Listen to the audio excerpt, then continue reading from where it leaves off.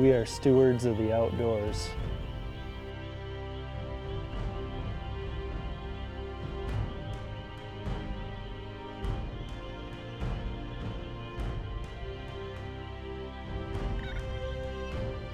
We are conservationists.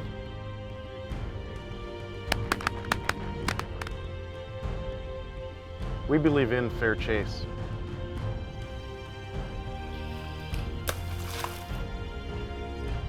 We believe that anyone can benefit from spending time outdoors.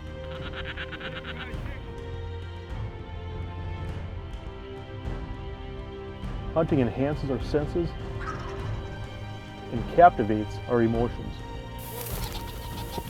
We have a passion for the hunt. Passion for the Hunt is brought to you by Arctic Shield, North Dakota Tourism, Shields, Twisted Timber Tree Stands, Lucky Duck, Toxic Broadheads, Polar Trailers, Lethal, and Clam Elite Hunter Blinds.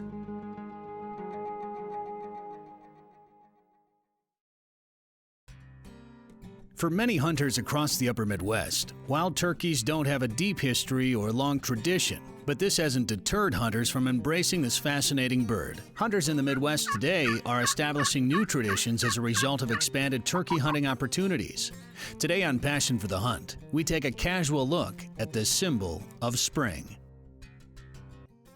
This beautiful place where I'm standing is the Black Hills of South Dakota, and obviously tens of thousands of people come here every year to see Mount Rushmore and other tourist attractions, but we're here long before the crowds. Reason being, it's also one of the best places around if you love to hunt turkeys. Merriam's turkeys, to be specific.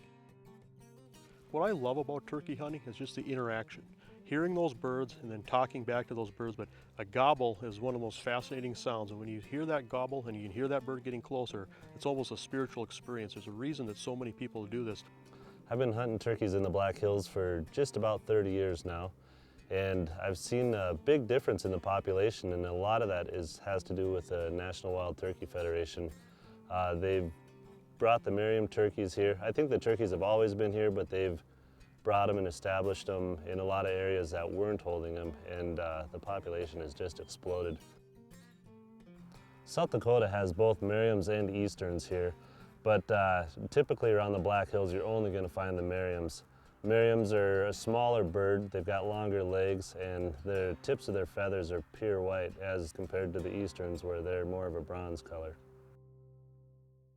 On this week's show, Passion for the Hunt staff member Nick Chiodo and myself join up with our friend Craig Euler. For many hunters, just shooting the different subspecies is a lifetime goal, if you will.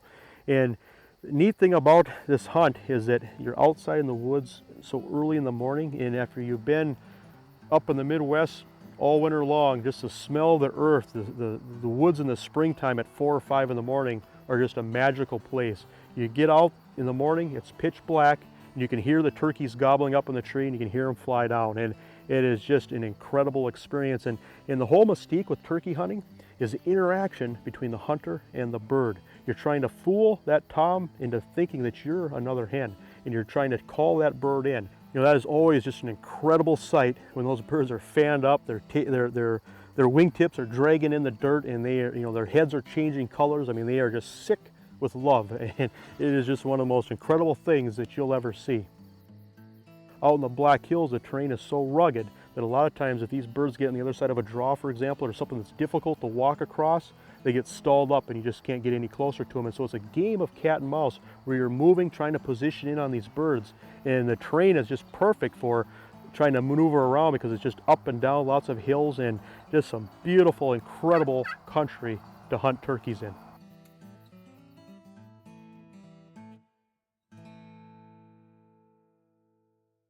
Fast fact.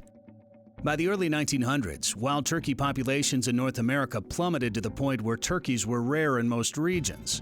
Beginning in the 1950s, many wildlife agencies began trap and transfer programs that reintroduced and increased turkey populations across the United States.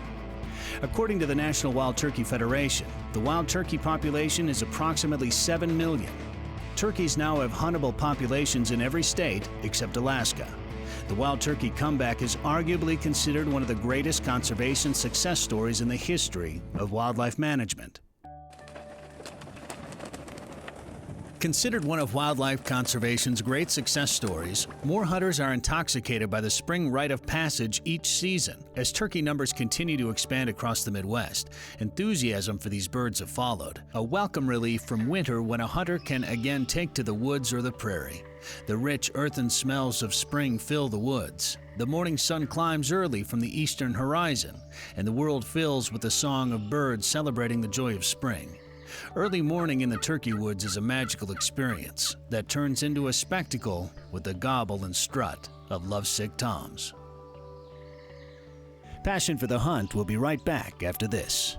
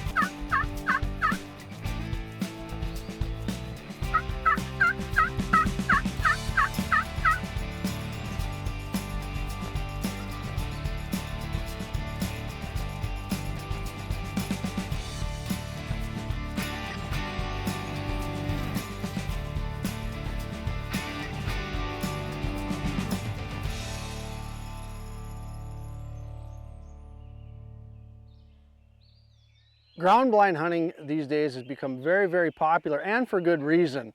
For myself personally, I take my kids out. I can take them out. I got a 7 and a 6-year-old, and we can sit for hours in this thing. It's nice and comfortable. It eliminates a lot of that movement that you're worried about as a hunter. And you can hunt whether it's turkeys, deer, bear, what have you, does not matter. But a ground blind is extremely versatile no matter where you're at, whether you're Midwest, out west, out east, does not matter. And this one happens to be the Climbing Elite Hunter. It's built just bulletproof. It has the same internal components as we do on the ice fishing side, so we're very confident it can withstand any of the elements that Mother Nature throws at you when you're hunting or setting it up. For more information on the Climbing Elite Hunter ground blind, go to clamoutdoors.com. When I'm wanting to hunt out of a ground blind, I'll go out the night before and locate these birds by using a really loud call. And the next day, when I get into that area, I'll look for open areas in the timber that I can have enough room to set up my blind against a wooded backdrop, give me enough room for the decoys, and enough area for those birds to come in and put on a show while they're strutting and gobbling.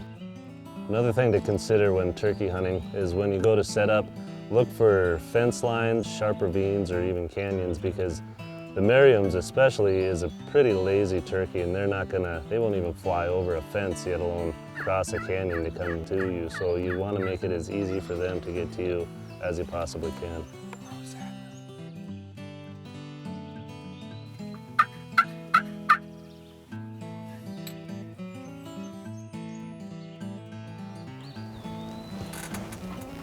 We just got done setting up our second spot.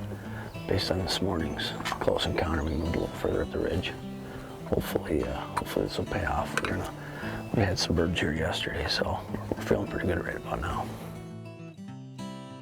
What's really cool about this blind is all the different ways you can utilize the windows that it has. You know, we've got the larger windows here. It's got a larger piece of fabric, so if I did want to sneak it up, I can just have a peeking window. Notice that the fabric is intended to be behind the poles.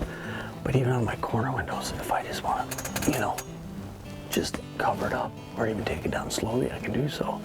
Or I can open it up completely. Nice and quiet. And I can have it with the mesh up. so I can have a little bit of concealment, but I can still see out. So there's just a lot of really cool things you can do in here, and you know, it certainly makes hunting any sort of critter that much more effective to have options inside the blind. Let's get back done.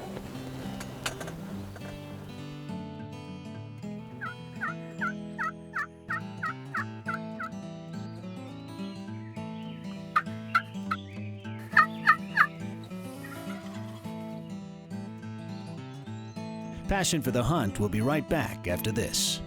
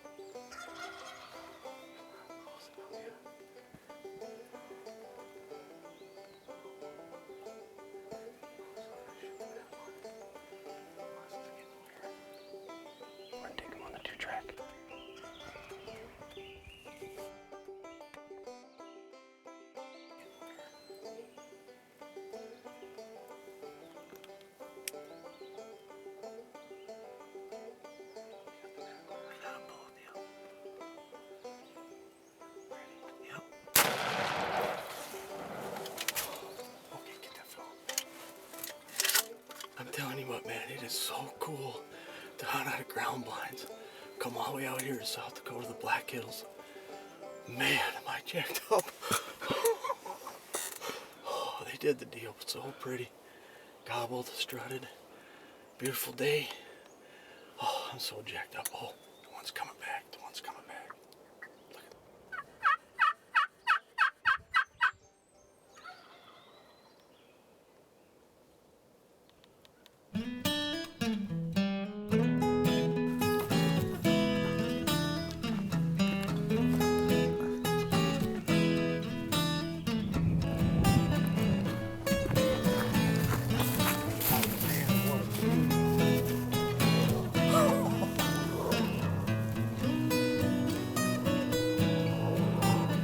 Beautiful Merriam's bird. You know, this morning we had a couple close encounters, and we were noticing these birds were, you know, working a little bit higher up on the ridge top. So we actually made a move mid-morning, and it certainly paid off. Sat in the blind for quite some time. Actually was going to get up and make another small move, and sure enough, some turkeys started coming our way. Came into the area, made a few calls, and the rest was history. They did the dance. It's been a great hunt. Beautiful country. I mean, how can you argue with the background and the whole setup? So I am just thrilled to death. My first Merriam's bird. I am absolutely jacked up right now. Did you know? Benjamin Franklin held the wild turkey in high regard, even lobbying for the turkey to be the national bird and symbol over the bald eagle. For my own part, I wish the bald eagle had not been chosen as the representative of our country. He is a bird of bad moral character. He does not get his living honestly, like those among men who live by sharping and robbing. He is generally poor and often very lousy. Besides, he is a rank coward. The little kingbird, not bigger than a sparrow, attacks him boldly and drives him out of the district. For in truth, the turkey is in comparison a much more respectable bird, and withal a true original native of America. Eagles have been found in all countries, but the turkey was peculiar to ours.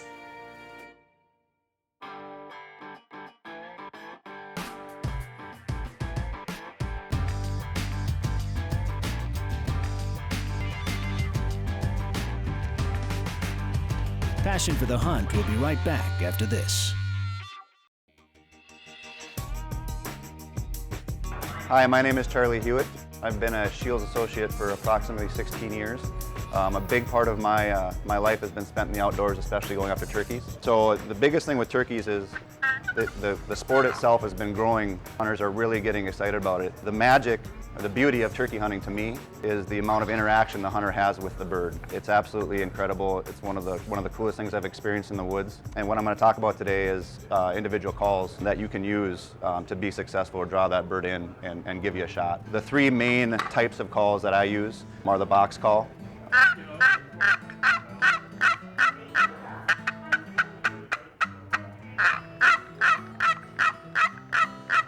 which I like because it's a louder call.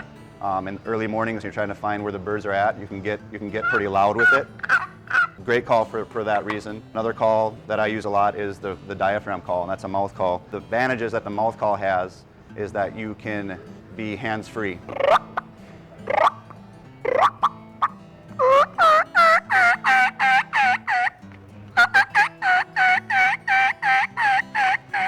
That's the diaphragm call. A locator call can be anything from a crow call to an owl call. I actually use an owl call personally. It's worked the best for me, and typically I feel I can get a little bit longer away to try to locate where that bird is roosted. What I like to say is who cooks for you, who cooks for you all, typically is how you get that best sound. So here we go.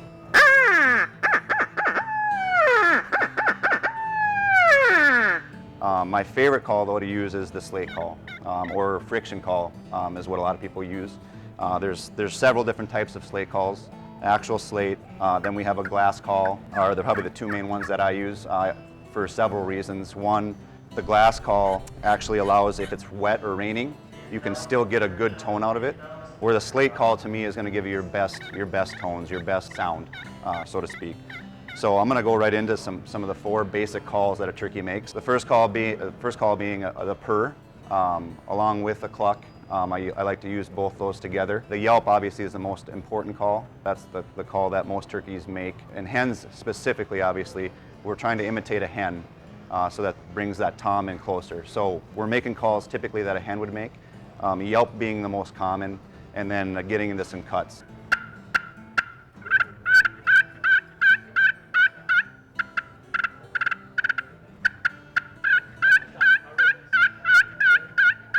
That's a basic purr followed up by a cluck. The biggest thing when you're making these calls or these sounds is to cup your hand around the slate so that the bottom is open. The bottom has several different holes in it which allows it to project that sound. So when you're using it, you want to be able to project that sound out. Now, when you're starting a call in the first spot that you're sitting at, you're going to want to use a softer call, something that if those birds are close aren't going to scare them. And then going into a louder call to maybe if the birds are further away, to get out there a little bit further and see if you can't get a bird that's a little further away to respond to you. I'm going to go into a yelp, and I might combine it with a purr and a cluck as well, and kind of hear that. A yelp is going to be the standard sound that the hen makes to let the toms or the jakes know where they're at. So go right into it. I'll go to a purr first.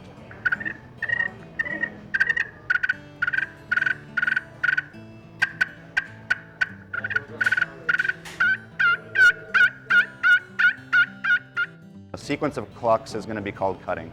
That's going to be more aggressive behavior made by the hand in a lot of different situations.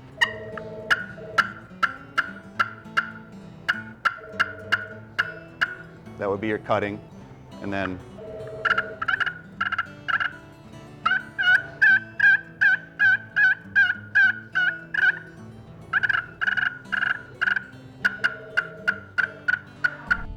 you've been hunting all morning long, you haven't got any responses, and then you can walk a half mile down the trail and you make one call and that bird will fire up like that. That's how quick it can turn, and I've been in a lot of situations like that where you're just like, man, this is a slow morning, but literally a few more minutes into it, you're like, wow, okay, here we go, and you're sitting down and you get your bird within the next 5 minutes, and I absolutely love it. I'm enthralled in it. I think it's an awesome sport and an awesome animal to hunt. I am absolutely jacked up right now. If you have any questions on turkey calling in general at all, I'd be happy to help you out. Come and see me in the store, and good luck hunting. Passion for the Hunt has been brought to you by Arctic Shield, North Dakota Tourism, Shields, Twisted Timber Tree Stands, Lucky Duck, Toxic Broadheads, Polar Trailers, Lethal, and Clam Elite Hunter Blinds. Do you have a passion for the hunt? For shows, tips, trips, and product information, check out passionforthehunt.com. And for the latest photos and adventures, don't forget to like us on Facebook.